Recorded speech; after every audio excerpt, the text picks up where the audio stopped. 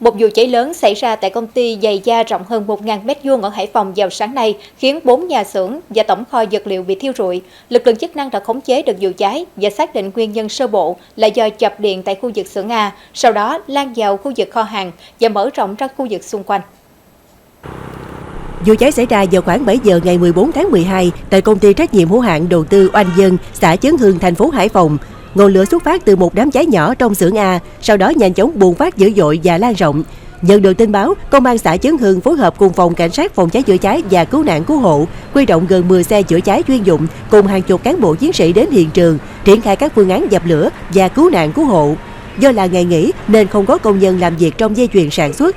Thời điểm xảy ra cháy, có 5-6 công nhân cơ điện và 2 bảo vệ đang trực. Công ty có 28 người nước ngoài tạm trú và làm việc. Đến thời điểm hiện tại, tất cả đều an toàn.